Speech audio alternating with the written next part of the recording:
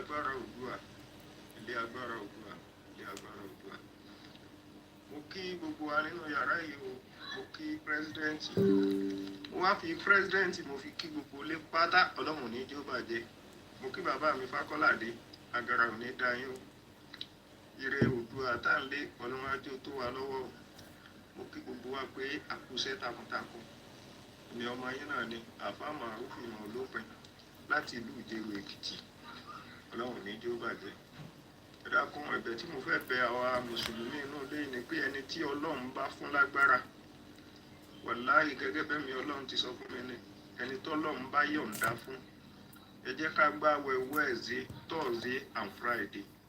Tó bá di Friday, ká ṣe àsìbúnàláhù wà nímọ̀lú wàkílù 7,777. So lábẹ́ àníyàn pẹ̀lú ògo ọlọ́run, gbogbo ohun tí ń jẹ́ ọmọ Yorùbá nínú rògbòdìyàn tí ń bọ̀ yìí, ọmọ Yorùbá tó dúró tọkàntọkàn pé orílẹ̀-èdè Yorùbá gbọ́dọ̀ tó wà lọ́wọ́ pẹ̀lú ògo ọlọ́run, àsìta àbọ̀n ò ní bà wá o. Wednesday, Thursday, Friday ká fi gbààwẹ̀. Tó bá di Friday ká ṣe àsìbúnàláhù wà nímọ̀lú wàkílù 7,777. Ọlọ́run fi ṣẹ́gun fún ànábì àtàwọn sọ̀hábà rẹ̀ náà ní lọ́jọ́ kìíní àná. Ó ti yé gbogbo àwọn àfáà tí ń gbọ́ mi nínú yàrá yìí. Ẹ jọ̀ọ́ ẹ jẹ́ ká gbìyànjú ká gbà.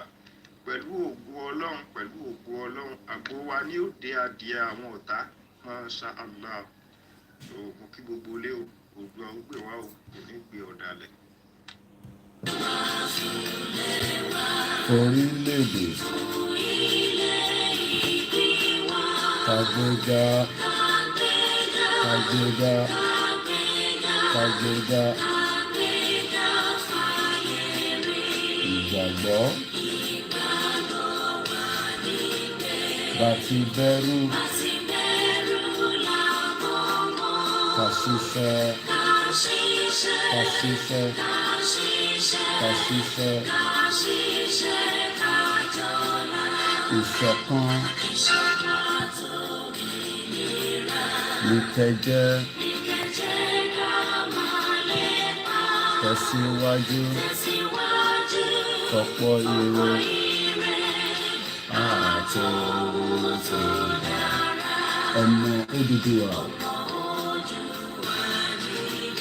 bọ́ sí ipò. Ìwọ ni ìmọ́lẹ̀ ògo adúláwọ̀, àwa ni ìmọ́lẹ̀ ògo adúláwọ̀.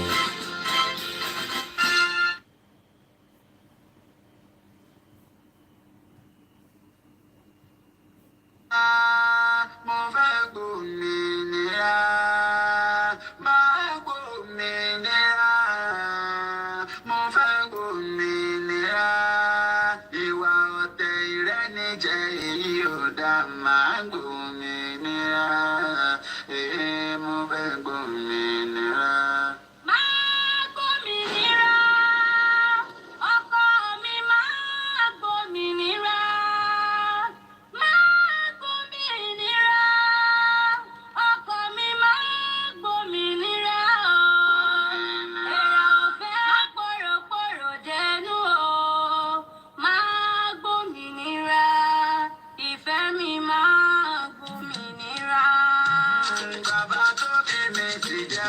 Ibi tó ti ń jà tán yànyàn jẹ́ pé kí n má ṣe kàkiri ìjàgbára.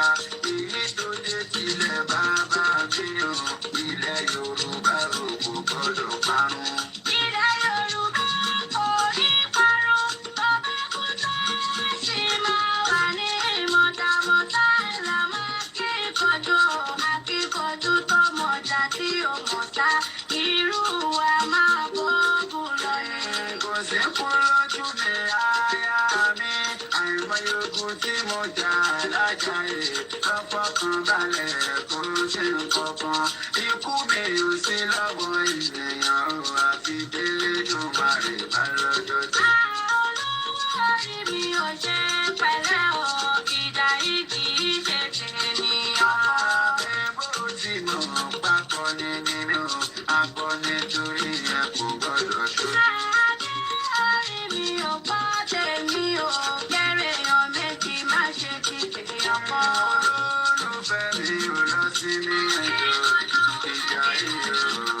jayé ní.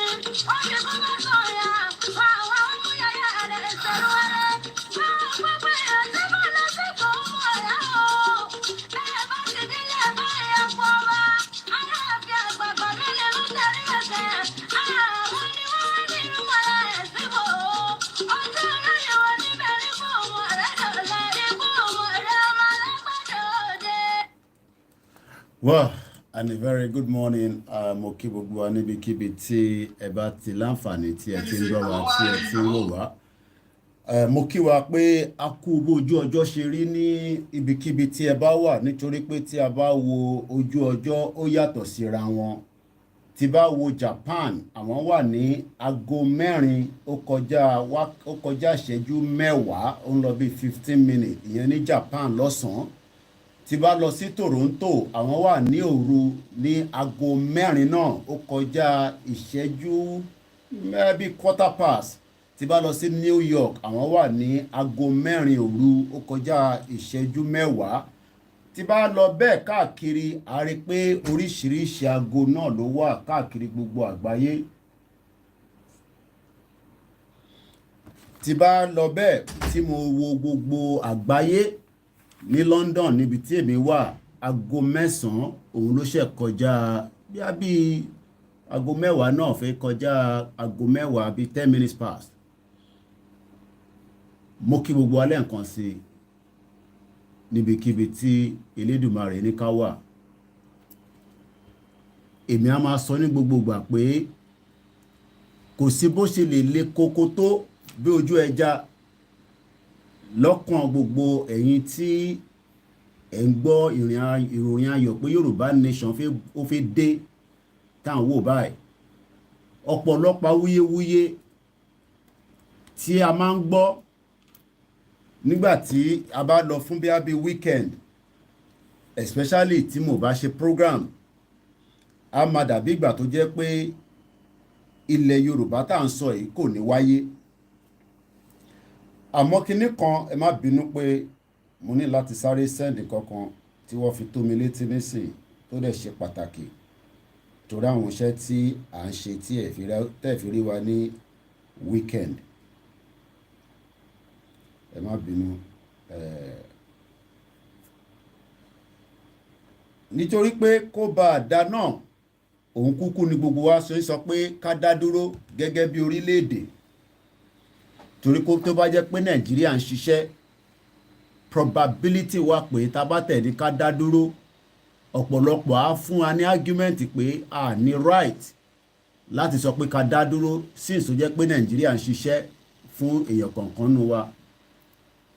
Àmọ́ tí a bá lọ wo 62 years tí a ti wà nínú ìrìn àjò Nàìjíríà, ìbéèrè tó yẹ ká máa bira wa ni pé ìwúlò wo gan ló ṣe fún èmi àbí ló ń ṣe fún àwọn ará ilé mi bí a ti ṣe ń sọ̀rọ̀ báyìí. Ìwúlò wo ni Nàìjíríà ń ṣe fún èmi àti àwọn ará ilé mi? Torí èmi mọ ìwúlò tó ń ṣe kò wúlò kankan fún àwọn aráalé tèmi torí pé tó bá ṣe pé Nàìjíríà ń wúlò fáwọn aráalé mi èmi á máa rí wọn gẹ́gẹ́ bí ìdùnnú pé ìlú tó ń ṣiṣẹ́ tí ìlú ń ṣàǹfààní fáwọn aráalé nígbà tí Nàìjíríà ò rẹ̀ ti ṣiṣẹ́ fún yàn kankan nú wa ọ̀pọ̀lọpọ̀ sì tún sọ pé ká rìnrìn àjò pẹ̀ láwọn olóṣèlú ìyẹn àwọn tó fẹ́ ṣe 2023 torí pé àwọn ò láníyàn pé 2023 máa wáyé àmọ́ kinní kan sì ń fi àwọn ọmọ Yorùbá pé 2023 máa wáyé wọ́n ń béèrè pé àwa tá à ń sọ pé 2023 ò ní wáyé kí ni ẹ̀rí tí a fẹ́ fi bákẹ̀ pé 2023 ò ní wáyé wọ́n ń béèrè pé kí ni ẹ̀rí pé 2023 ò ní wáyé. That has been the argument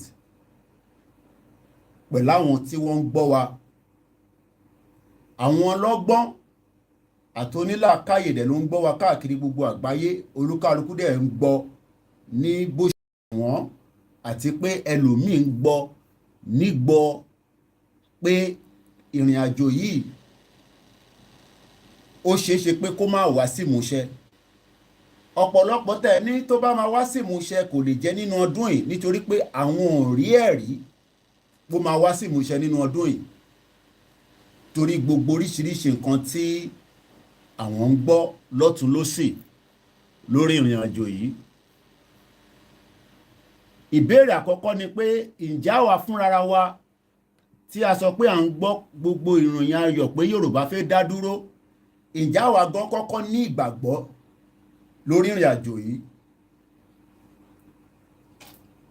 torí pé táwa fúnra wa gan ọ̀bá ní ìgbàgbọ́ lórí ìrìn àjò yìí á jẹ́ pé wọ́n gangan ló ń confuse ara ẹ̀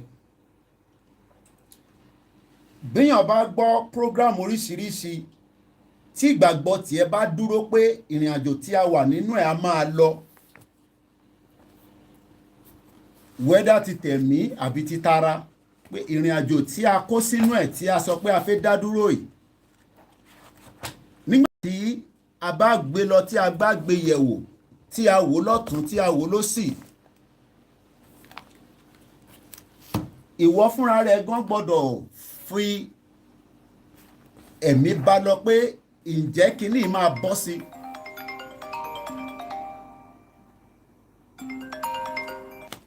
pé ǹjẹ́ kínní máa bọ́ sí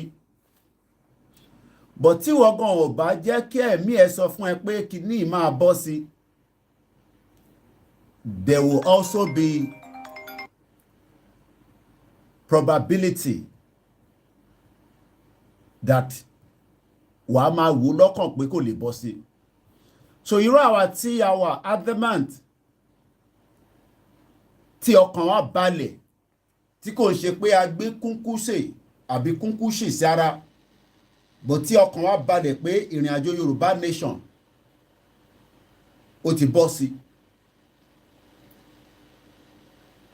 èmi á gbé yín padà lọ díẹ̀ pé nígbà tí à ń ṣe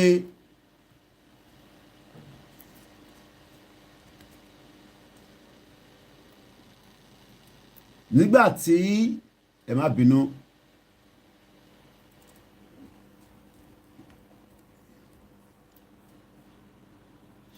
once again a very good morning and welcome to the transmission.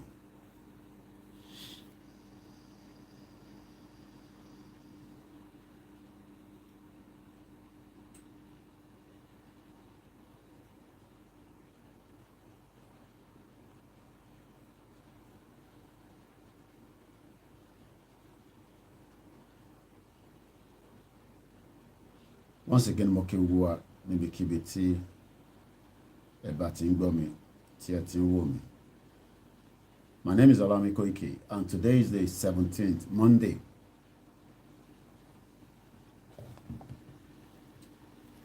Mo rí ẹ ń bẹ̀, gbogbo ẹ̀yin tẹ́ wà ní Ìbàdàn.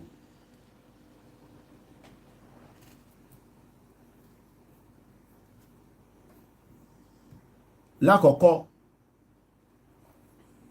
èmi á máa fi tó gbogbo ọmọ Yorùbá létí pé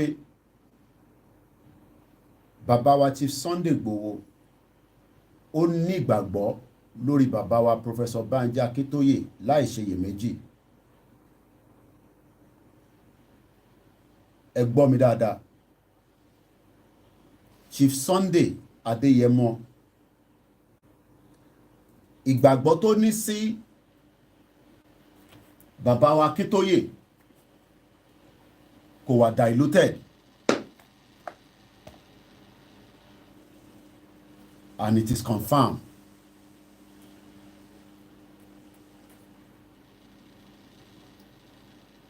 So tí àwa náà ní ìgbàgbọ́ sí bàbá wa Chief Sunday Adéyẹmọ Ìgbòho, gbogbo tí bàbá Akintoye bá sọ látòkè délẹ̀ láì fi kankan sílẹ̀, ẹ farabalẹ̀ kẹ́ gbọ́ mi láàárọ̀ yìí torí èmi sì ni agbẹnusọ Ìgbòho. Ntí bá dẹ̀ ti sọ láàárọ̀ yìí kẹ́ mọ̀ pé látẹnu Ìgbòho ṣà náà ni, torí kò tí jáde láti sọ pé òun lágbẹnusọ míì. Àní ìgbàkígbà tí Ìgbòho bá ń bá mi sọ̀rọ̀, whether officially or non-official, kò tí ì fi ìgbà kan sọ fún mi pé òun ò ní ìgbàgbọ́ sí bàbá Akintoye.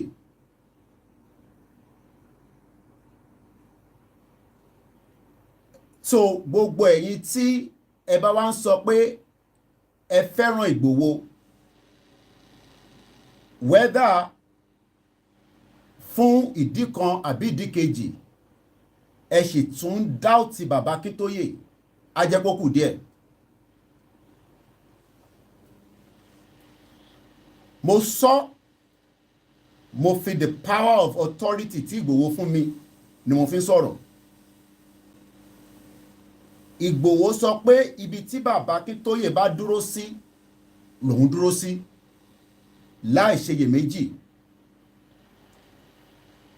Ó ní gbogbo tí bàbá Akintoye bá fọwọ́ sí òun ò lè gbé yẹ̀wò, bẹ́ẹ̀ òun ò lè yọ kúrò nínú ẹ̀.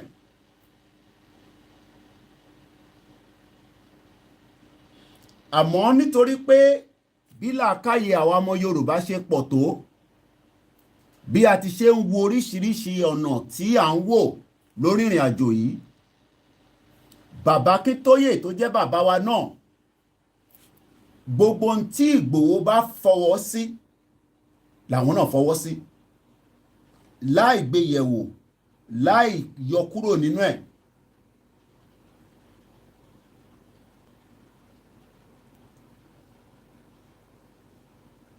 So gbogbo ọmọ Yorùbá tó bá wá ń sọ pé a fẹ́ òmìnira Yorùbá, pé a fẹ́ dá dúró, tí a dẹ̀ ń wo wájú pé ìrìn àjò yẹn ń tẹ̀síwájú, àmọ́ bóyá àwọn nǹkan míì tí à ń gbọ́ tó fẹ́ máa bà wá nú jẹ́, èmi á sọ fún wa pé in tó wà níwájú wa lọ́wọ́lọ́wọ́ báyìí tó yẹ kí gbogbo ọmọ Yorùbá pátá, whether o máa fowó síbì kan o ò ní fowó síbì kan, ìyẹn kọ́ ni mo kọ́kọ́ sọ nísìn. Òun ni pé wọ́n sọ fún wa pé rally tí ń bọ̀, kí ni ìgbáradì tí ẹ̀ ń ṣe fáwọn tó wà nílé, tí kò ń ṣe pé a ní kọ́ lọ kó kùmọ̀ jáde, a ní kọ́ kó kóńdó jáde, àmọ́ kí ó lè ní àṣeyọrí.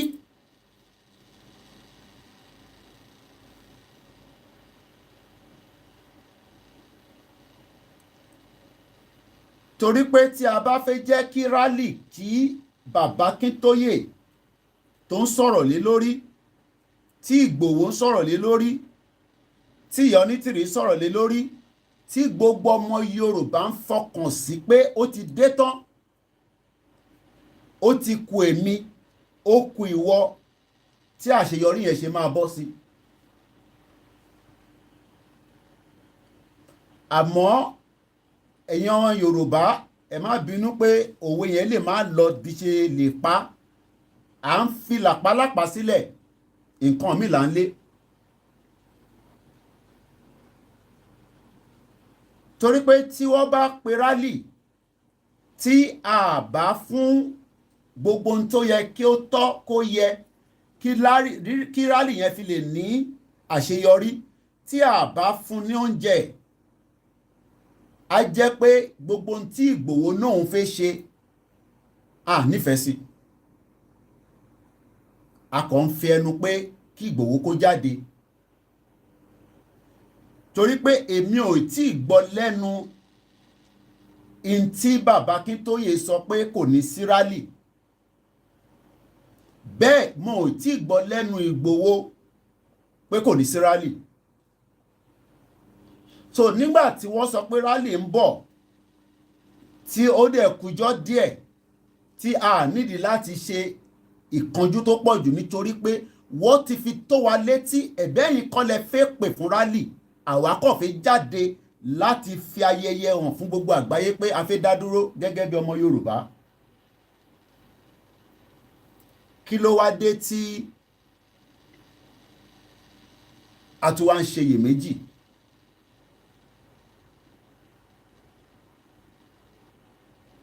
Kí ló wá dé tí a tún wá ń try pé ibi tí Ìgbòho náà nífẹ̀ẹ́ sí a tún fẹ́ gbé yẹ̀wò?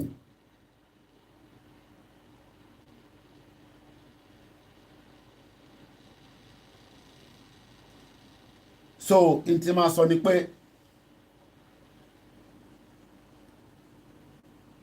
òmìnira Yorùbá kò sẹ́ni tó lè dá dúró.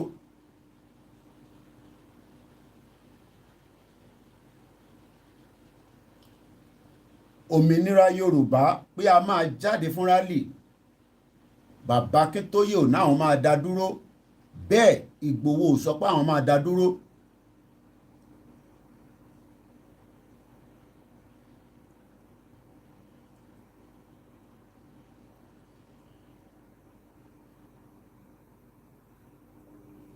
And that's something we need to understand. And nígbà tí a bá sì dá dúró pé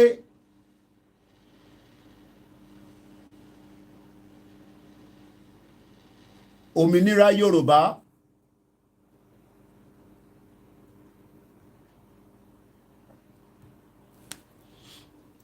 nígbà tí a bá sì sọ pé òmìnira Yorùbá ó ti súnmọ́ wa tán, why are we now doubting ourselves?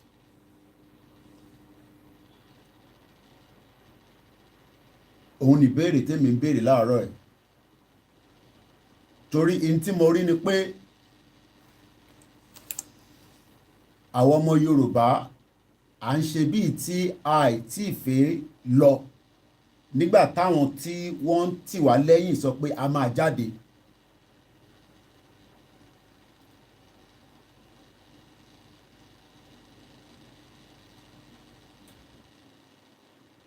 It was a busy weekend as usual.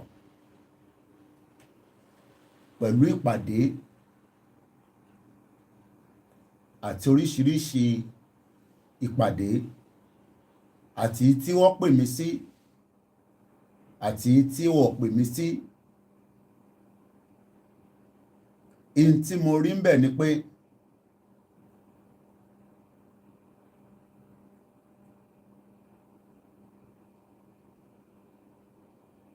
Yorùbá nation, there's no going back. Gbogbo tí mo gbọ́ lẹ́nu àwọn tí ó yẹ kí n gbọ́ sétí nínú weekend tó lọ yìí, òun ni pé a ṣì wà on track.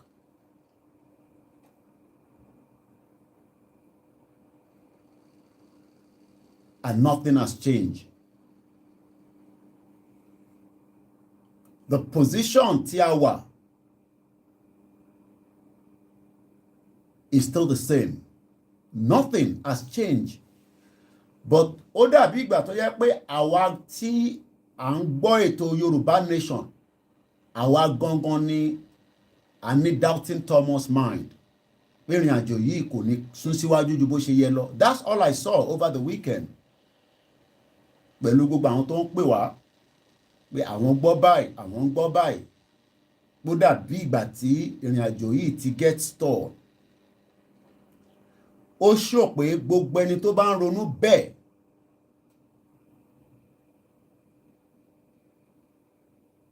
ẹ̀yin gangan lẹ ní problem, not àwọn leaders wa.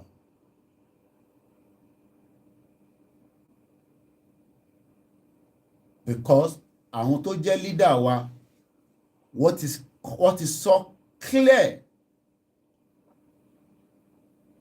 up to gbogbo ibi tí ẹ ká gbọ́ dé pé in tó kàn tó fẹ́ ṣẹlẹ̀ nísìn òun ni rally. So tó bá sọ pé in tó kàn nísìn ni rally, why are we diverting the attention away from the rally? Is the question. 9:35 èní ni Monday, aago 9:00 òun ló lù ní London, aago 4:00 ló lù ní Toronto àti New York, aago 5:00 ló lù ní Japan. A máa áàdì ìlú kan mọ̀ sí torí mo ṣe ní spare clock. Why are we in doubt that the movement has collapsed or the movement is no longer on the right track? Like I said, títí di àárọ̀ yìí, or kí n sọ pé títí di àná tí mo sì ní àǹfààní yàtọ̀ sí pé mo ti kí bá mi láàárọ̀ yìí tí wọ́n dẹ̀ ti respond. Àìtí sọ̀rọ̀ lórí fóònù àmọ́ mo ti fi àtẹ̀jíṣẹ́ ránṣẹ́ sí wọn tí wọ́n dẹ̀ ti confirm ẹ̀. Àmọ́ títí dalẹ́ àná in tí ó sì wà létí mi tí mo gbọ́ ni pé rally ń bọ̀. But àwa fúnra wa tí wọ́n sọ pé rally ń bọ̀, mo rò páwa gan à ń ready fún rally nípa pé ká lọ máa prepare láti ṣe bí rally yẹn ṣe máa ní arìnrìn tí gbogbo èèyàn máa gbọ́. It doesn't matter whatever or the presentation of anybody, including myself. The leaders have spoken that there will be a rally coming very soon. That has been clear without anybody disputing that. But all I saw over the weekend was full of people that do not even believe that the Yorubas are coming out for the super rally. And as long as tí àwa fúnra wa gan tí ìgbàgbọ́ bá dúró pé à ń bọ̀ fún rally,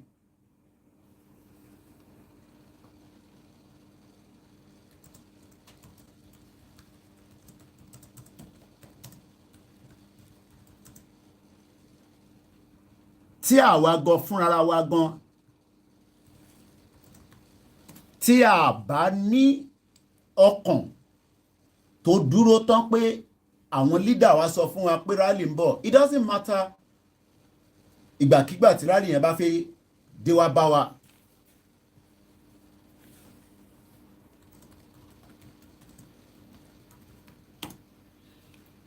The most important thing is a rally has been put out pé ó máa wáyé. And the rally tí wọ́n ń sọ̀rọ̀ ẹ̀ wọ́n fi tó wa létí pé ó máa yàtọ̀ sí gbogbo rally tí a ti ń ṣe bọ̀ tẹ́lẹ̀ rí. It's going to be completely different. And tó bá sọ pé kan máa wà complete different, what role are you, àtẹni tó wà nílé àtẹni tó wà níta, What role are we going to play?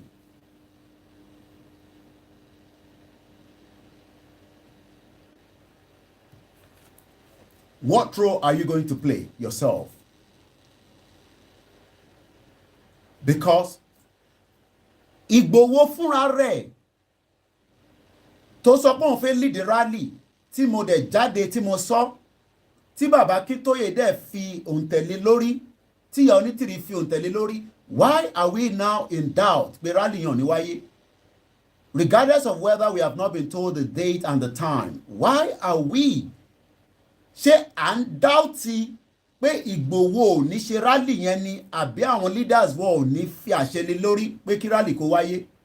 Why are we in doubt?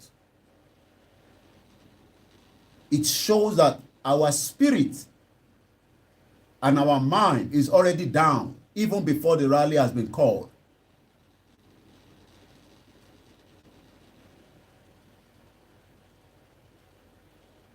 It is already showing that our spirit is down.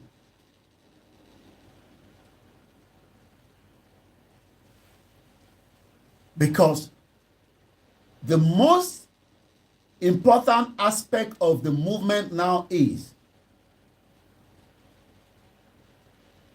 Igboho that we all trust, Baba Akintoye that we all trust, and the rest of all our leaders have not in any platform ever told us that the rally is not going to come.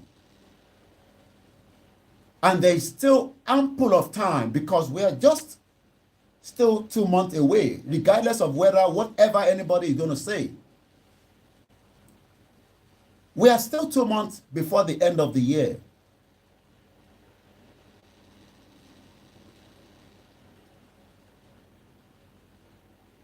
We are still 2 months till the end of this year. So why are we concerned that the rally is not going to hold? Talk less of the next thing that is going to happen. So it already shows that our spirit is down even before the rally has been called. There has been so many small rallies that has been going on. Even as we speak right now, there are still more that is about to be planned. But why are we still in doubt? Pé the major super rally tí wọ́n sọ fún apó ń bọ̀, why are we in doubt about it?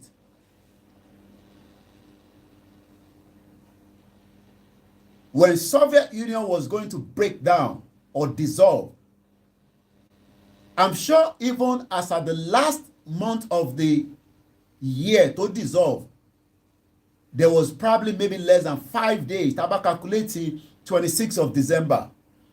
Can your numbers mélòó ló kù? 27, 28, 29, 30, 31. 5 days before the end of December 1991, a country as much powerful and stronger than Nigeria in 1991, known as Soviet Union, was dissolved into 15 republics.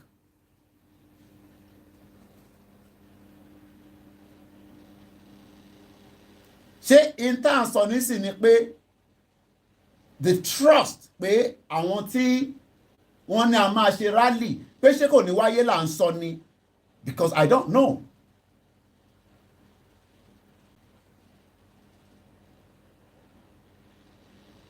Because the most important person that has told us confirm without mixing his word whether èmi ni mo wá bá sọ gẹ́gẹ́ bí agbẹnusọ ẹ̀, whether àwọn ló jáde fúnra wọn ló wá sọ, has never says he's not coming out to do the rally. So kí ni ìdí tí àwa tí wọ́n sọ tí tó ti sọ fún yẹn pé a máa ṣe rally, which is the next phase of the movement? Why are we in doubt about it?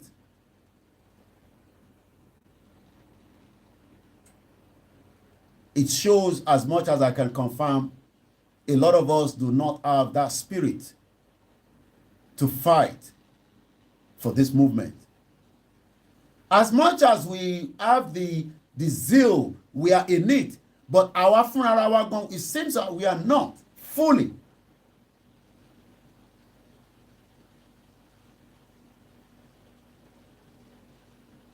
Because in tí Ìgbòho sọ nígbà tí mo pè wọ́n sórí call pẹ̀lú èèyàn kan lánàá pé kọ́kọ́ kí ẹni yẹn, he said the same thing he has said in the public and in the private, that pé kí a lọ máa gbáradì ànábì wọlé dé tán. So ẹ̀yin kọ́ lẹ máa fún Ìgbòho ní date nígbà tó fẹ́ jáde. None of us is going to do that. Not even myself. The only person tí wọ́n náà máa mú date rally òun ni Chief Sunday Adéyẹmọ Ìgbòho, and nobody can give him that date. So why are we in doubt about his intelligence, his zeal, his most important part of the movement, even in the midst of everything that has happened to him? Why are we in doubt? Because it shows our spirit is already coming down. Ìgbòho sọ pé òun ló máa lead the rally yẹn.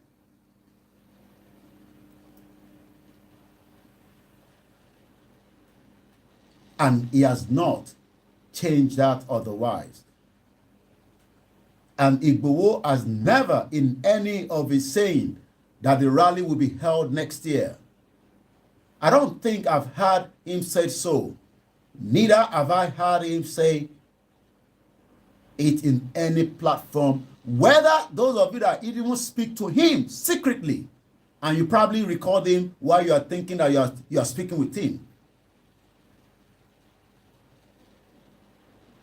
It does not matter whatever we feel in our own little way. Igboho ni kolo ma mú date.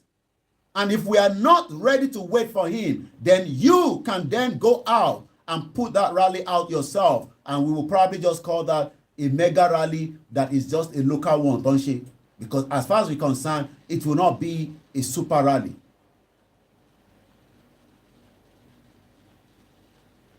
So tí Igboho bá sọ pé òun ló máa mú ọjọ́ fún rally, why then are we in doubt about that? Is the question I'm asking.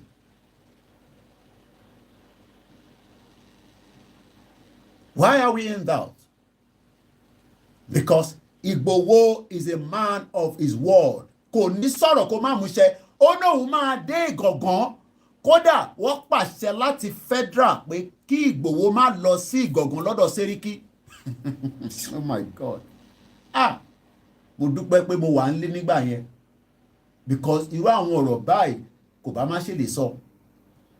Ẹni tó sí nílé tó kàn jókòó sórí social media kò lè mọ in tó ṣẹlẹ̀ 24 hours. Mo sọ fún yín pé I was the last person tí a jọ wà nínú pálọ̀ pẹ̀lú Ìgbòho ní ìjọ́ tí a ń lọ sí Ìgàngán títí di almost 3 o'clock in the morning.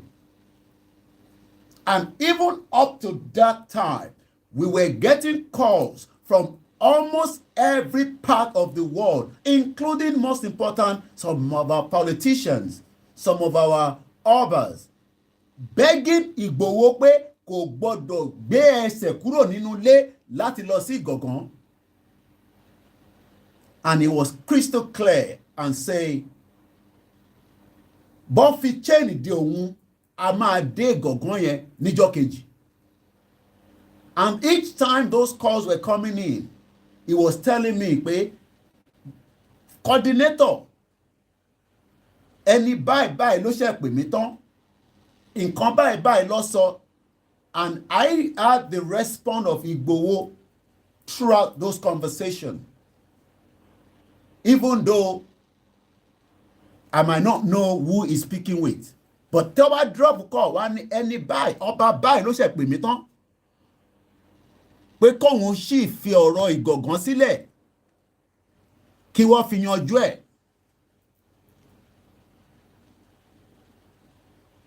So if Igboho is now saying òun ló máa lead the rally nínú ọdún yìí, ṣé ọdún yìí ti parí ni?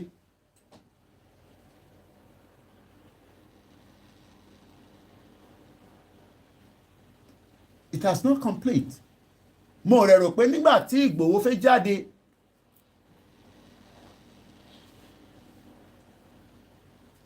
nígbà tó sọ pé òun máa jáde fún lọ sí Ìgàngán, I don't think he consulted anybody kó tó di pé ó jáde tó lọ síbẹ̀ tó lọ fún Sẹ́ríkì Ìgàngán ní seven days kó fi vacate ibẹ̀.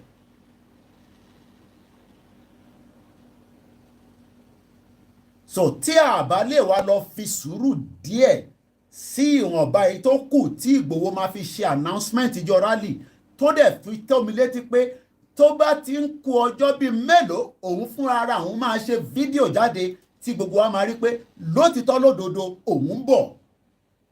Ó ní sọ fún federal government pé òun ń bọ̀ ni. No, kò mix ọ̀rọ̀ ẹ̀ rárá. Kò mix ẹ̀ pé kíní. Ó ní ká sọ fún wọn pé à ń bọ̀ nítorí pé ẹ̀tọ́ wa ni ta fẹ́ wá ṣe. It is our right under international law. Kò ń ṣe pé à ń gbógun bọ̀. We are coming to celebrate a rally. So why are we, àwa tí Ìgbòho ń bá sọ̀rọ̀, why are we now thinking that àwa la máa fún ní date? Ṣé ẹ̀yin ni Ìgbòho tẹ́ fẹ́ fún ní date ni? Ṣé ẹ̀yin ni Ìgbòho?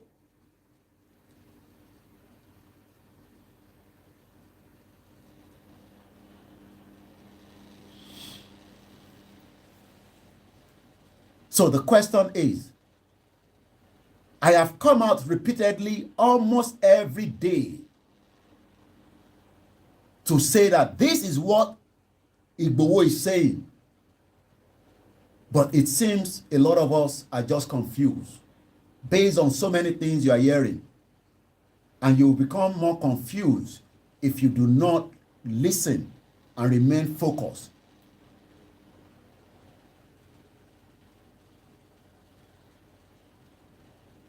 Apart from the mother and the wife and the children, I am still the most closest person to Igboho.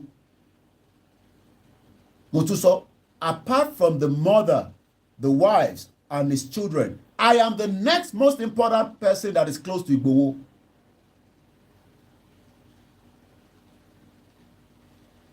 And there is no doubt in my mind that Igboho is not coming. So if those of you out there listen to so many other information and you're in doubt, that is your own palaver. Torí pé ẹ̀yin kọ́ lẹ fẹ́ lead rally. And if you want to lead the rally, wọ́n ṣe kan ní ìmọ̀ ẹ̀kọ́ níjọ́ Saturday. Ẹ̀yin náà kẹ̀bẹ́ olúkálùkù ló ní local government sí local government ṣe gbáradì kẹ́ ṣe rally kátẹ̀ rí yín kẹ́yìn gan lọ sílé àbí tẹ́ bá rán àwọn èèyàn nílé kọ́ prepare rally fún yín aṣáára àwọn tó wà ní Dublin tó dẹ̀ ṣe rally lábẹ́òkúta wọ́n dẹ̀ ṣe successfully well. Èèyàn kan sì send message sí mi pé àwọn fẹ́ organize rally fáwọn tó wà ní I think Ìpẹ́rù wọ́n wà l'Amẹ́ríkà àwọn lè má lọlé bọ̀ wọ́n fẹ́ rán owó wọn ṣẹ́. But à ń sọ̀rọ̀ the major rally, which is the most important aspect of the movement that will be led by the one and only CSI. We are now asking him to go and give us a date when he is telling us that he will come and tell us the date himself.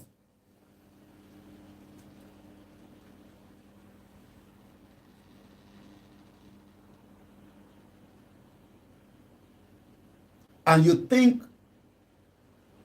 he's not going to do so.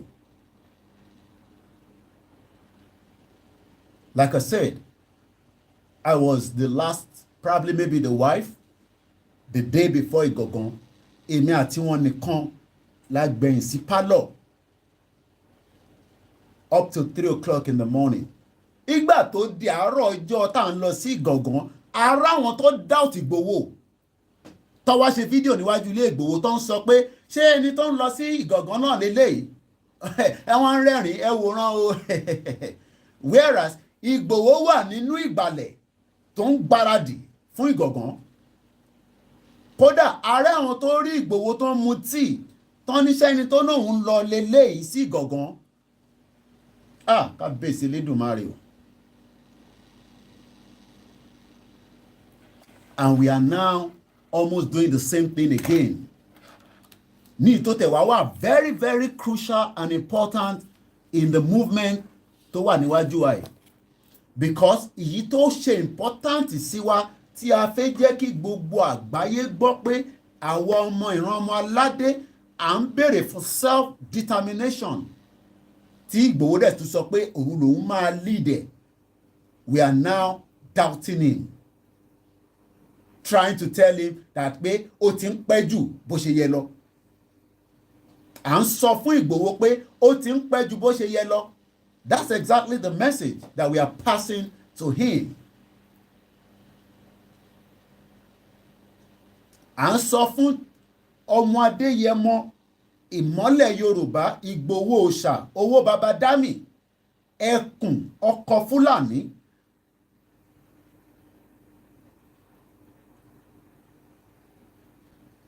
And for me, that is just as that a lot of us probably needs to rethink.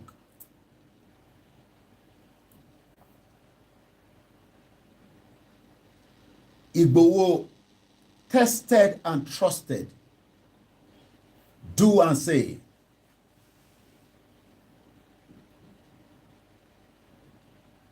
Tested and trusted.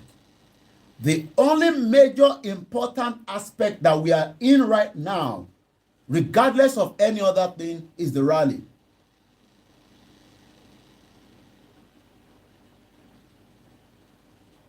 And that is the only important thing tó wà níwájú wa nísìn. Òun ni rally yẹn. Speaking with different coordinators over the weekend, you realize the amount of different things that is needed. If we have been told that the rally will be held in different towns and cities in our state, do you understand how many local governments tó wà ní state kankan?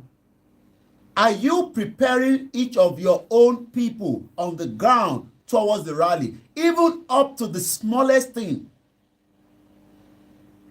Because when I look at the groups of people I spoke to in the last 48 hours, you will realize that they will be needing a lot of different things that you must call your people in your state and help them out.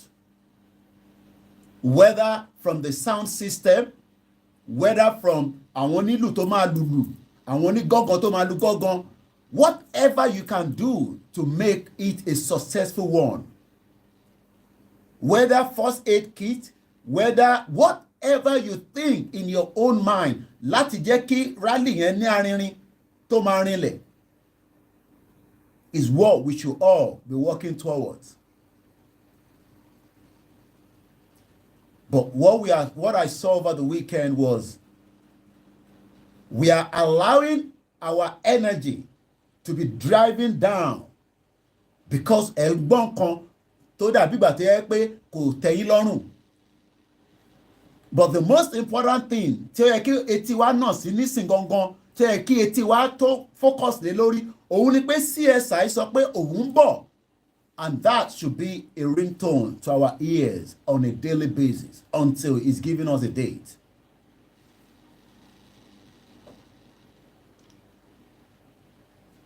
I don't think some of you understand the magnitude of what is about to start. If you understand the magnitude of what is about to start with our mega super or the super rally, gbogbo tí àwa negativity about ni worry nípa yẹn, our focus will be the super rally that Igboho himself is saying that òun máa lead it. And I don't think anybody gbogbo ẹnu ni mo fi sọ can lead that rally except Igboho.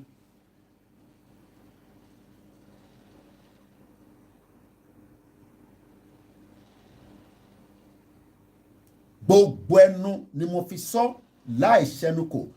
The only most important person that can push that rally is Igboho.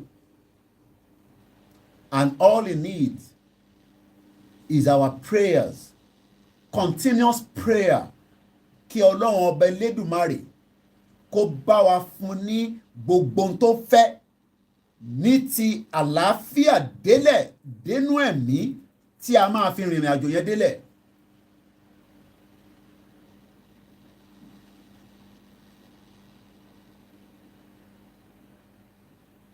And yet, all we are doing is we are allowing the energy that we should keep to bring us down. Because when people are told, tí à ń bá sọ̀rọ̀, they are telling us that àwọn ti ṣetán fún rally, àwọn ń dúró de rally.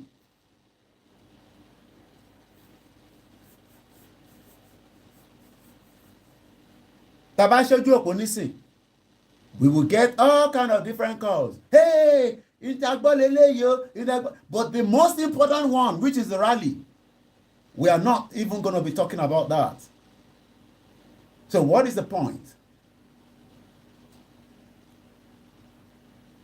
Ẹlòmíì nísìn tí o ní kankan tó fẹ́ fún wọn, ǹjẹ́ o tẹ̀ ń fi ọjọ́ kan fi gbàwẹ̀ pé Ọlọ́run ò jẹ́ ń febi panú fún Ìgbòho àti gbogbo ọmọ Yorùbá tó fẹ́ jáde fún rally?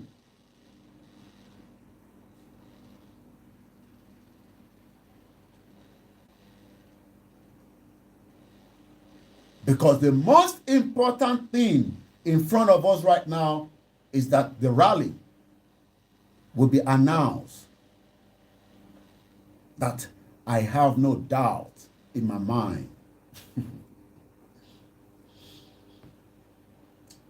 At from time ọkọ̀kọ́ ní kò ní sí rally, and sọ fún yín pé rally ń bọ̀. But what we are now getting is the negativity aspect of pé ìrìn àjò yẹn máa wọ 2023. And the question is, ìbò lẹ ti gbọ́ tí Ìgbòho sọ pé rally tá máa ṣe ó di 2023, àbí tèmi wá jáde tí mo fẹnu ara mi sọ fún yín pé rally yẹn kọ́ ó di 2023. So ṣé 2022 ti tán ni? Ẹ̀yin kọ́ lè máa fún Ìgbòho ní date. Ọmọ Yorùbá kọ́ ló máa fún Ìgbòho ní date. Ìgbòho ló máa fún àwa ní date, because Ìgbòho ní a fẹ́ jẹ́ kó bá wa lead rally. So àwa la máa lọ dúró fún kó fi fún wa ní date. Àwa la máa lọ máa gbáradì, àwa la máa ṣe sùúrù, àwa la máa fi ẹ̀mí tọ́ lọ pé Ìgbòho Ọlọ́run bá wa tètè fún ní àlàáfíà délẹ̀, kó fún ní ìmọ̀ délẹ̀, bó ṣe fẹ́ gbé ẹrù tó fẹ́ jáde yìí, torí pé kò ń ṣẹrù kékeré. Èmi lèmi rí n tó ṣẹlẹ̀, mọ́tò Ìgbòho tí mo wà nínú ẹ̀ ló lead rally tó lọ síwájú nígbà tá à ń lọ sí Ìgàngán. Gbogbo mọ́tò tó kù Ìgbòho sọ fún wọn pé ẹ̀yìn òun ni wọ́n gbọ́dọ̀ wà. Kábíyèsí Elédùmarè. I don't think some of you understand what that means. Ẹ gbọ́ mi dáadáa. Nígbà tí à ń lọ sí ìlú tá à ń lọ sí Ìgàngán ní January last year tí mo wà nílé, èmi, bàá mi, Ìgbòho Òòṣà àti èèyàn kan lájọ jókòó sẹ́yìn, adi mẹ́ta, driver àti èèyàn kan jókòó síwájú, adi márùn-ún. Ìgbòho dẹ̀ instruct pé mọ́tò kankan ò gbọ́dọ̀ síwájú òun nítorí pé òun lòun fẹ́ ṣí ogun lọ bá Ìgàngán, lọ bá Sẹ́ríkì. And I don't think any of you understand what that really means. So why are we now saying, àti ń pẹ́ jù, ẹ jẹ́ ká mú date? Ṣé ìwọ ló fẹ́ fún Ìgbòho ní date ni, àbí àwa la fẹ́ dúró de Ìgbòho kó fún wa ní date? Torí gbogbo àwọn tí wọ́n bá wa sọ̀rọ̀ tó jẹ́ leader wa sọ pé Ìgbòho fún rẹ̀ nìkan ló máa fún wa ní date. Òun dẹ̀ la máa láti dúró de.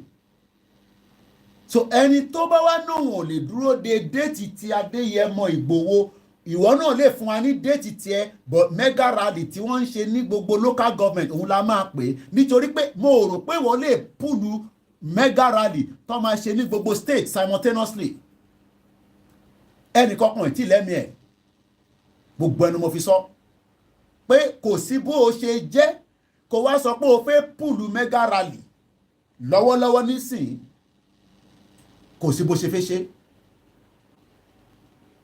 tó máa lọ ní gbogbo state but eléyìí tí wọ́n sọ pé ó ń bọ̀ ìwọ kọ́ ló máa fún wọn ní date ẹni tó o bá ti lè wá lọ dúró de date tí Ìgbòho fẹ́ fún wa you can go and do your own rally in your own local government within your own state láti lọ fi ràn wọ́n lọ́wọ́ láti fi ṣe awareness.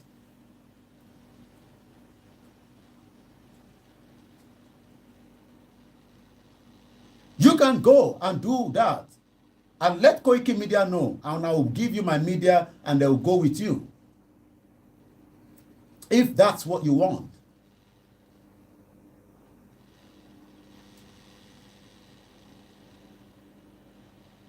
If you think the time is becoming unbearable, you can give a date for your own and we will go with you with our media.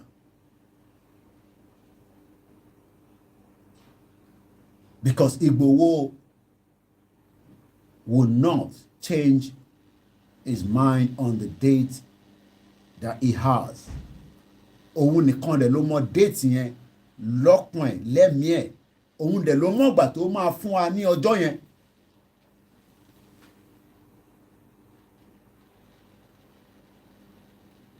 And my coming now this morning is just to clarify that without mixing words.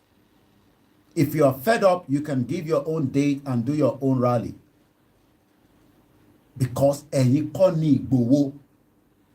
Ìjẹ́ yìí mọye pressure tó wà lórí ẹ̀ pé a kàn ń lọ sí Ìgàngán nìkan.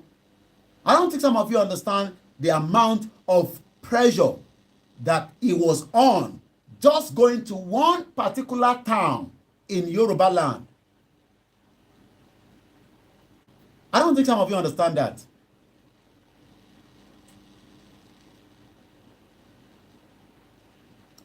Ó dà pé púpọ̀ nínú ẹ understand the magnitude of pé a fẹ́ lọ Ìgàngán lásán ní January last year tí Ìgbòho fún wọn ní 7 days.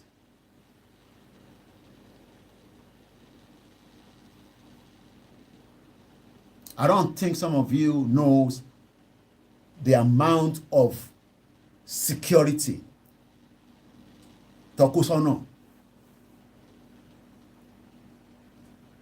And remember I told you that the vehicle that led the top one was our own, tí chief wà nínú ẹ̀.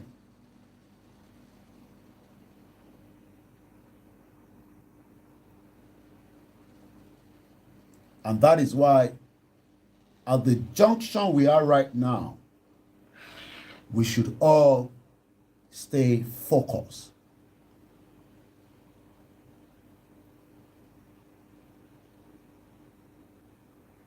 We should not lose our mind based on whatever we hear or we read or we see.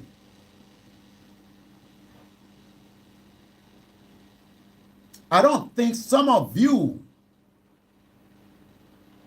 will never understand what actually went on just few hours before we went to Ìgàngán. Ṣèbẹ́yìn kan rí lórí social media ni.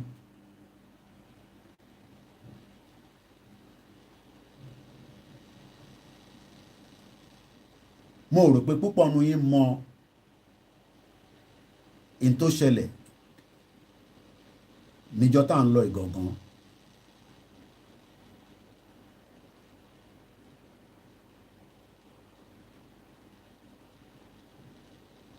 Like I said, there's still room and time for you to call your own rally and we will support you.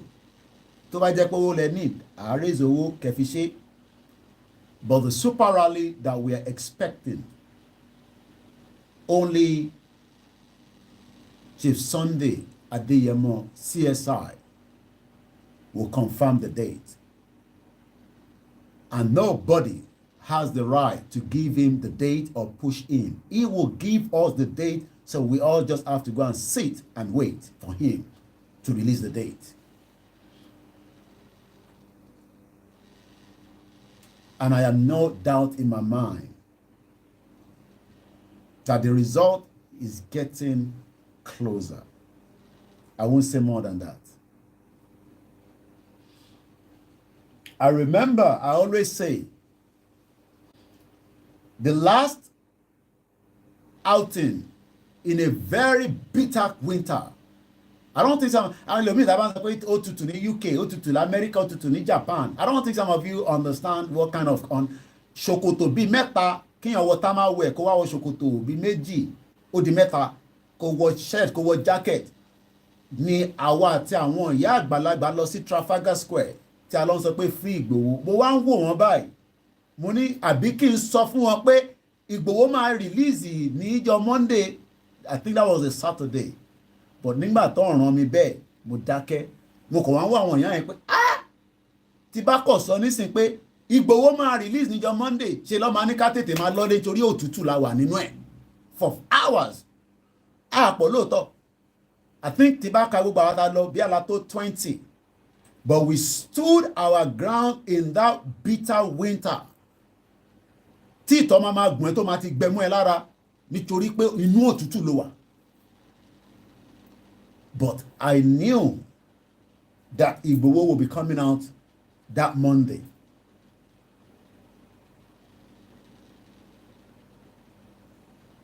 So all I can tell us is, regardless of, I don't want to go into whatever you must have heard over the weekend. My job from the spokesman of CSI and from the media perspective is to tell us that we have not lost the plot of where we are going. But the problem, T, a lot of us have had is we are already losing the plot and the focus based on Agbele, Agboton. But nígbà tí CSI tó sọ pé, and I repeat that again, òun trusty Baba Akintoye.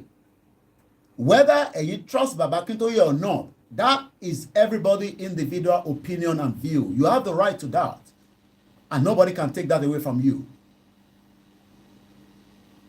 We have the right to believe or disbelieve anybody. You even have the right to disbelieve what I'm saying. It's entirely up to you.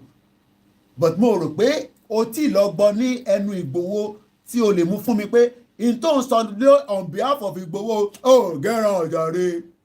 Because kì í ṣàgbẹ́nu ìsọ̀rọ̀. I am still the only spokesman for Chief Sunday Adeyemo Ìgbòho. Gbogbo ohun tí mo dẹ̀ sọ láàárọ̀ ẹ̀, Ìgbòho ló sọ.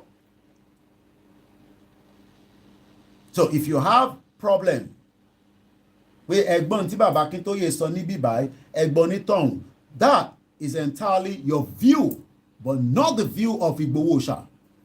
Because only tí Baba bá ti sọ òun faramọ́.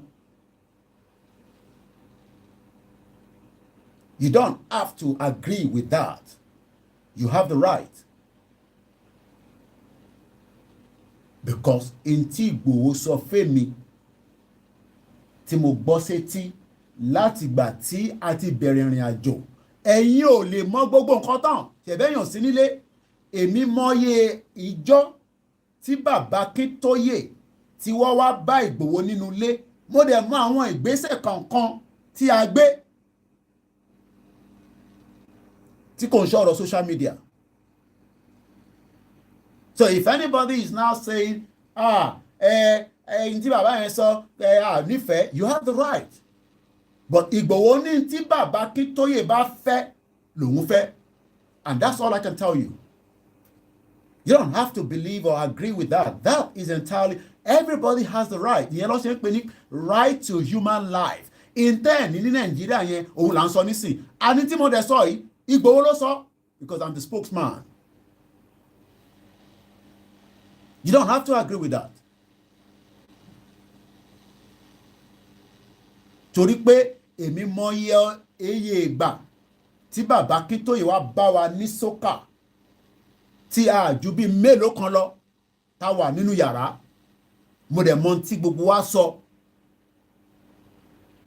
So if anybody is now coming to say bí Ìgbòho ó máa disbelieve àbò kò ní trust bàbá Akíntóyè, that is entirely up to you.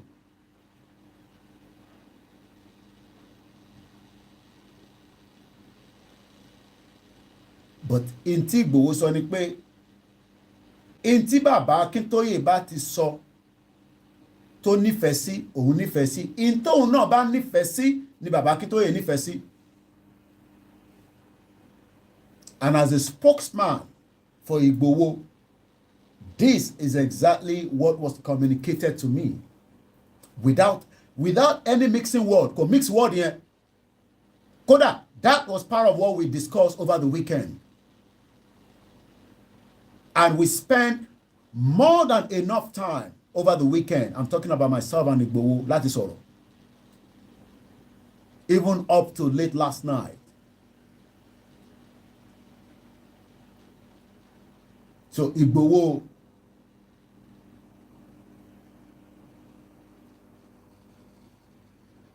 is a man of his word. Ìbínú lélẹ̀ yìí jókòó sí. Tẹ́ẹ̀ní ká jáde fún super rally. Òun gbọ́dọ̀ parí tó kù kó tó fún wa ní date.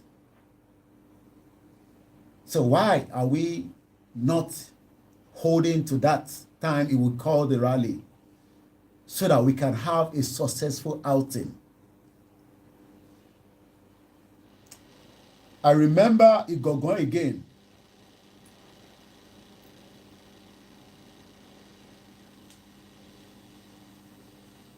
It was a fantastic outing.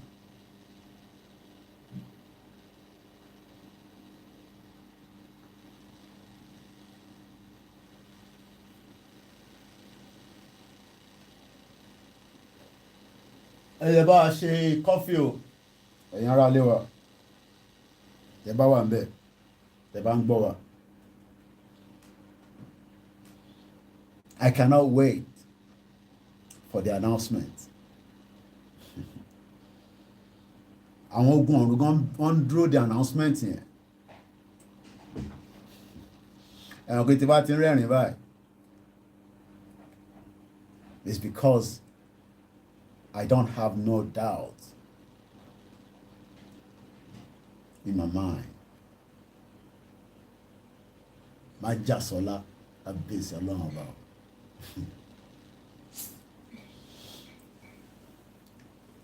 Èèyàn kan 1 billion tí gbogbo ọmọ Yorùbá ṣe tán láti tẹ̀lé lẹ́yìn.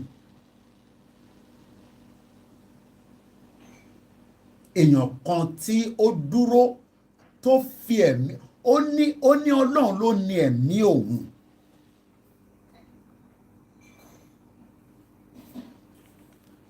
Ó ní Ọlọ́run ló ní ẹ̀mí òun.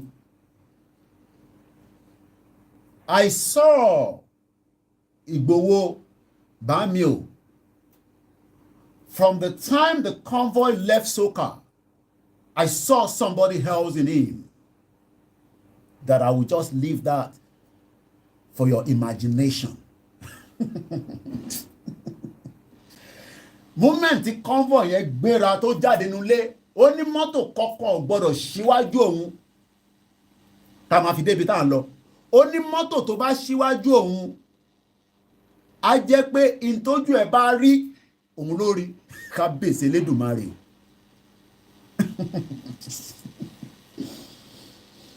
Kódà àwọn ọlọ́kadà tó ń tẹ̀lé wa lẹ́yìn wọ́n sáré ju bó ṣe yẹ lọ títí tá fi dé Ìgangan.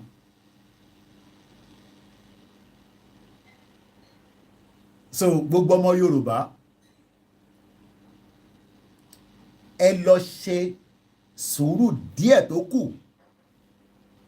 Èmi ni mo rí Ìgbòho, a jọ wà nínú mọ́tò and I saw who Igboho is. Níwọ̀nba tí làákàyè tèmi náà tí mò ń wò, because I was looking at him throughout and taking pictures that we have kept in archive. Tó ń ṣe àwọn picture tá a fẹ́ release nísìn. Apart from the little ones that I release. And I remember when we were approaching, getting closer, wọ́n ní wọ́n ti kọ́ mọ́ tank, wọ́n náà ti kọ́ kinní kan. Adéwájú àwọn sójà yẹn á park. Ìgbòho fúnra rẹ̀ jáde. Màá fi ìtókù sílẹ̀ fún imagination ni. That is just one. So we are now talking about a bigger one that will be much more interesting for every one of us around the world. Let us give him the remaining little time he needs so that we can have a shake on it. So we can have a successful outing. So I've spent a lot of time. I'm not going to take calls because there's no need. Because about check on this thing, it's just the same negativity of Ijo Onirali Made, and I don't need to tell you that apart from all I have said probably in the last 1 hour. Let us all remain focused. We are on the right track. Kódà mo gbọ́ nǹkan kan sétí kò ń ṣe látọ̀dọ̀ Ìgbòho kẹ má rò pé látọ̀dọ̀ Ìgbòho látọ̀dọ̀ ìkànnú àwọn èèyàn wa kan ní UK ó gbé nǹkan kan sí mi létí tó ní àfi tá a bá ríra òun á fi kíní yẹn wọ̀n mí pé but ó wà lọ́wọ́ òun. I won't say more than that. Ẹni ẹ láǹfààní àti bá mi sọ̀rọ̀ over the weekend. It shows that our people are working day and night quietly. Lórí ìrìn àjò Yorùbá nation yìí. Torí pé ẹni yẹn kọ nǹkan kan. And I'll just leave it like that.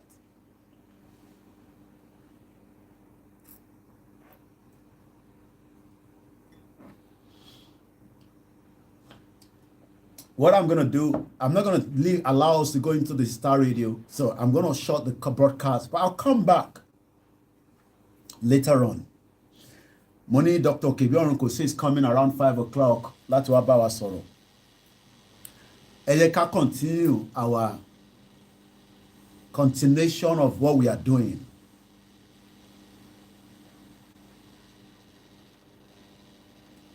One person, 2 person, 3 person, 4 person, 200 person, 1 million people, 5 million people can turn around and will give us the Yoruba nation that we want. And that's why we are saying a máa jáde fún super rally. We're not taking calls, so don't bother about that. There's not going to be any call.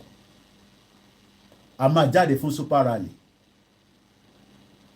Nítorí pé super rally yẹn ní a fẹ́ fi sọ fún àgbáyé. Màá fún yín ní ìlú méjì tí nǹkan gbóná nínú ìlú yẹn lọ́wọ́lọ́wọ́ nísìn. Ẹ lọ wo France. Protest ń lọ bí a ṣe ń sọ̀rọ̀ ní France tó ń ṣe kékeré rárá. Ẹ lọ wo France. And I think there's another country called Cuba. Ṣé Cuba ni? Màá check very soon. But I know in France, lọ́wọ́lọ́wọ́, no, Italy. These are Europe countries. Ẹ lọ wo àwọn ìlú méjèèjì yẹn. Kẹ́ lọ béèrè pé kí ni àwọn èèyàn wọn ṣe ń jáde tí kò bá ń ṣe pé wọ́n ní nǹkan kan. And don't say, call, you're wasting your time. You don't tell me how I run the program here. I read all your comments. I'm not interested to speak and talk about it. Emily, no pass message for you based on what Igboho asked me to do. So I don't need to be distracted with all the comments and the messages you are putting out there, because this is a message from Igboho. Tẹ́ bá lọ wo Paris, ẹ lọ wo àwọn tó jáde ní Paris bá ṣe ń sọ̀rọ̀ lọ́wọ́ nísìn. Kẹ́ lọ wo bí wọ́n ṣe dúró tán fún ẹ̀tọ́ wọn. Ìdáhùn náà fi jáde fún nìyẹn. That's what we were coming out for. Ẹ lọ wo Paris. Kẹ́ lọ wo bí àwọn aráàlú ṣe jáde láti béèrè fún ẹ̀tọ́ wọn. So the message this morning from CSR is we should all go and remain calm, because the calmness is going to turn into something good for us. Nobody has ever come out to say there will not be a rally this year. Nobody has ever said the rally will be held next year in Nigeria. No. The rally will be held this year. And that is the stand that I've been told. You are not going to give us a date. We will wait for the date. And even if I know the date, that remains in my chest. I use the word even though I don't know the date. Even if I've been told the date, it remains inside my heart. And I hope you got the message.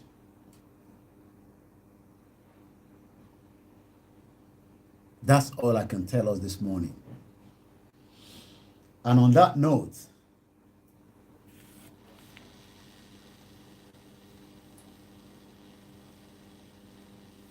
I have the right to bluff because I am the only spokesman to Igboho. If you want me not to bluff, then it's entirely up to you. I don't give a toss. I can bluff at any time because I have served and I'm still serving the job I'm doing. So if anybody says I'm bluffing, oh, I can bluff. That's the job of the media. Media man bluff me. Why do you think BBC is not talking about Yoruba Nation? But then, you know, BBC refused to talk about Yoruba Nation. So I will bluff with whatever I have to say here. And I have already done the sacrifice to bluff. And I can do that anytime, any day, without anybody. Èmi ni Koiki ló ń sọ̀rọ̀. Mo ń sọ̀rọ̀, wọ́n ń gbọ́ Lasso Rock. Ẹ̀yin sọ pé mo ń bluff. Abẹ́ni tó sọ yẹn, abẹ́ mọ̀ tí mo ń sọ ni. Tí bá ti ń sọ̀rọ̀, wọ́n mọ̀ pé Ìgbòho ló ń sọ̀rọ̀ ni. Ní gbogbo àgbáyé. So if you say I'm bluffing, I don't think you understand my capacity. Nítorí pé mo jókòó sínú ọ́fíìsì báyìí.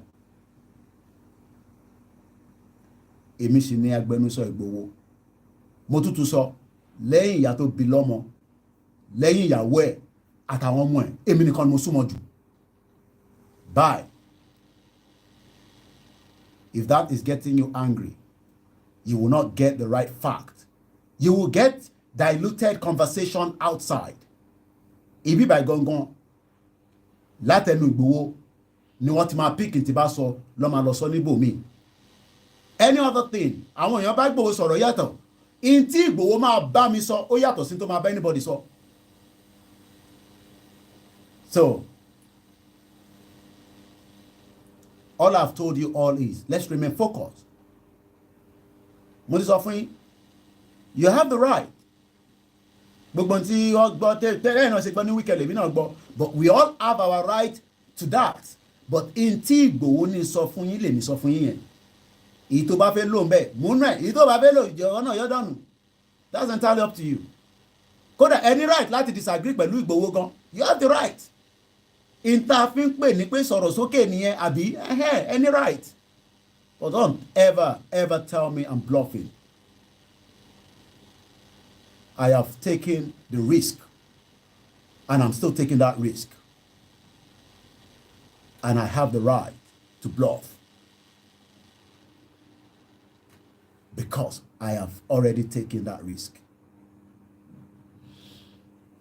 So, comment if I feel pick the lórí ni my pick. And on that note, I'm going to shut the broadcast down.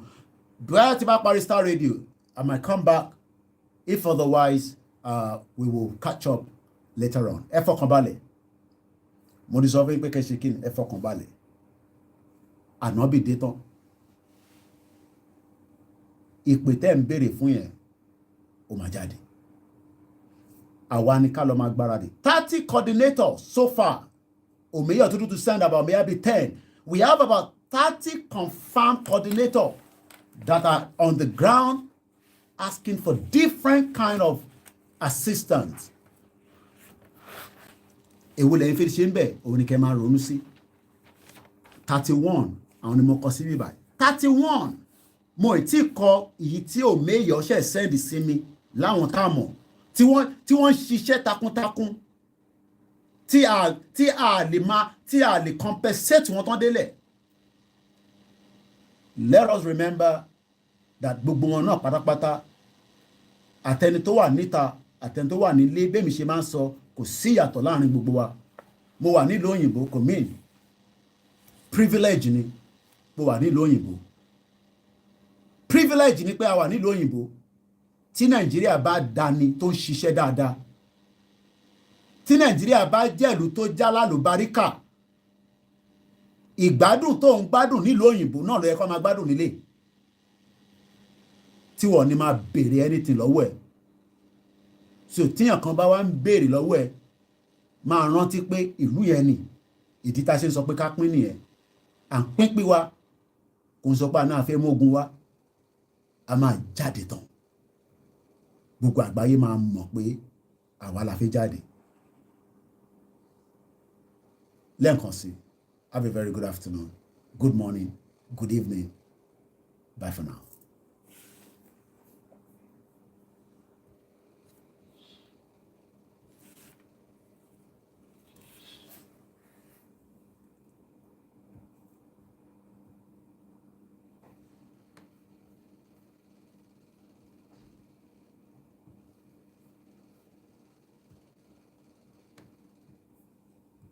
Nation, Ògo Adúláwọ̀. Ògo Adúláwọ̀ ní bàjẹ́, kò ní wọ́n mi. Be gold. I stand on my feet gidigba. No going back. Àti gbà àti jádúró.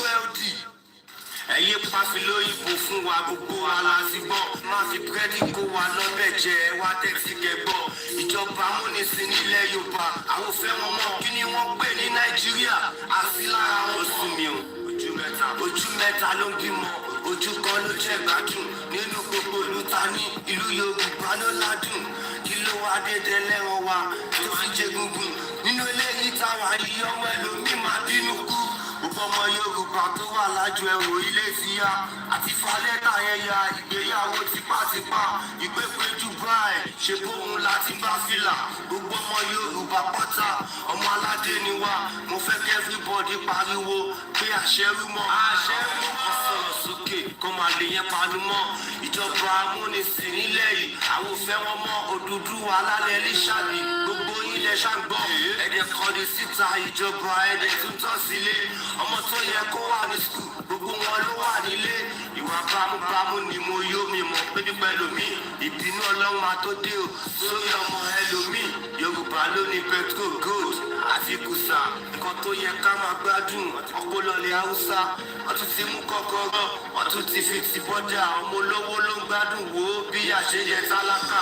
DSS ní Nàìjíríà, Haúsá Fúlàní ni. Custom ní Nàìjíríà, Haúsá Fúlàní ni. Immigration ní Nàìjíríà, Haúsá Fúlàní ni. Kí ló fà wèrè yìí gan-an? Kí ló fòṣì fún yín? Ojú ajá wa ti ṣẹ̀jẹ̀, àwọn tèmi ti ń bínú. Ṣèwọ́ lọ́rọ̀ yìí, ẹni tí ló lè hápùn. Ìyá tẹ́ fi jẹ wá ti tó, àwa kọ́ la jẹ́ hápùn. Kó ní kálukú pín gàrí, kámọ̀ kan tó bá tún kù. Káwùsá kó lọ lọ́tọ̀, kí Ìgbò náà kó lọ lọ́tọ̀. Kí Yorùbá dá dúró, kí kálukú lọ lọ́tọ̀ọ̀tọ̀. Muhammadu Buhari yóò yàtọ̀ sí Buhari ọlọ́tọ̀.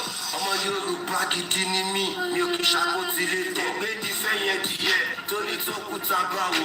Ègbé ní fẹ́nikẹ́ni tó ní ti Yorùbá báwo. Àgbẹ̀ oníkaṣú lóko, kí kókó kára ẹ̀ mọ́.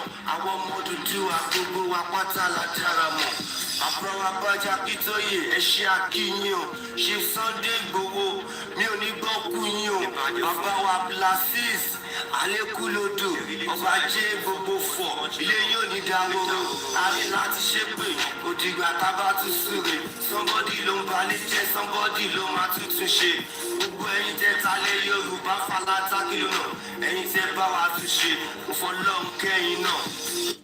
Well, that is what somebody can do to help the movement, and we appreciate every single one of us. This is a message I got this morning.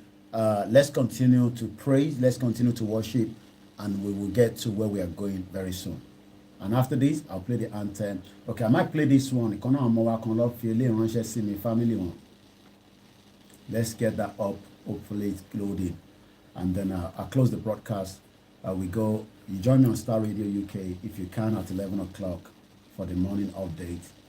The time now is 10:36 a.m. in London. New York is 5:30 a.m. Japan is about 6:35 p.m. in Japan. Toronto is 5:30 a.m.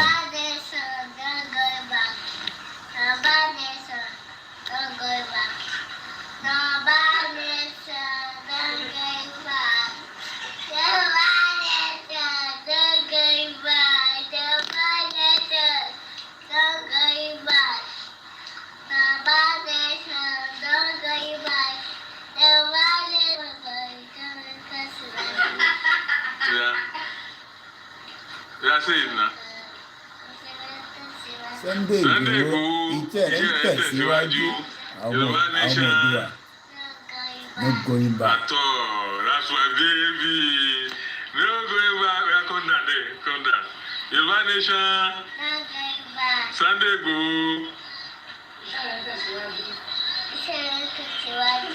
Iṣẹ́ máa máa tẹ̀síwájú ni àdúpẹ́ fún gbogbo àwọn ọmọ wa àti ilẹ̀ Yorùbá ló ti fìyàn ránṣẹ́ sí mi. Let's listen to this and we play it at 10 and close the broadcast.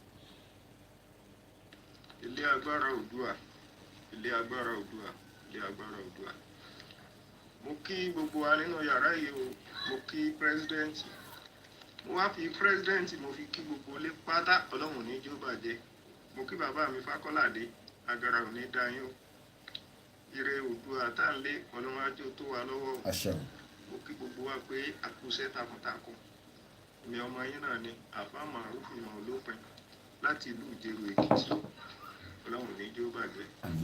Ẹ̀dá kún ẹ̀bẹ̀ tí mo fẹ́ bẹ àwa mùsùlùmí inú ilé ni pé ẹni tí Ọlọ́run bá fún lágbára wàláhì gẹ́gẹ́ bẹ́ẹ̀ mi Ọlọ́run ti sọ fún mi ni ẹni tọ́lọ́run bá yọ̀ǹda fún ẹ jẹ́ ká gbààwẹ̀ Wednesday, Thursday and Friday. Tó bá di Friday ká sí hasbunallahu wa ni'mal wakilu 7,777. So lábẹ́ àníyàn pẹ̀lú ògo Ọlọ́run gbogbo ohun tí ń jẹ́ ọmọ Yorùbá nínú rògbòdìyàn tí ń bọ̀ yìí ọmọ Yorùbá tó dúró tọkàntọkàn pé orílẹ̀-èdè Yorùbá gbọ́dọ̀ tó wa lọ́wọ́ pẹ̀lú ògo Ọlọ́run àsìta àbọ̀n òní bà wá o. Àṣẹ o. Wednesday, Thursday, Friday. Wednesday, Thursday, Friday. When tó bá di Friday ká ṣe hasbunallahu wa ni'mal wakil 7,000 fẹ́ni tí Ọlọ́run bá yàn dẹ̀. Ọlọ́run máa ṣẹ́gun fáwa náà. Ó ti yé wọn náà ti yé gbẹ̀yìn àfáà. Ẹ jẹ́ ká gbìyànjú ká gbà pẹ̀lú ògo Ọlọ́run àgbo wa ní òde adìẹ àwọn ọ̀tá. Masha Allah. Masha Allah. Tó. Kí gbogbo lé o, Oòduà ó gbè wá o. Kò ní gbé ọ̀dà lẹ́ ọ. Orílẹ̀-èdè kàgbéga kàgbéga kàgbéga ìgbàgbọ́ ni bàtí bẹ̀rù ká ṣiṣẹ́ ká ṣiṣẹ́ ká ṣiṣẹ́ ìṣọ̀kan ní kẹjẹ tẹ̀síwájú ọ̀pọ̀ ire àtọ̀hún tó dára ọmọ Odùduwà bọ́ sí ipò àwa ni ìmọ́lẹ̀ ògo adúláwọ̀ àwa ni ìmọ́lẹ̀ ògo adúláwọ̀. àríra létà tá a bá parí Star Radio. Bye for now.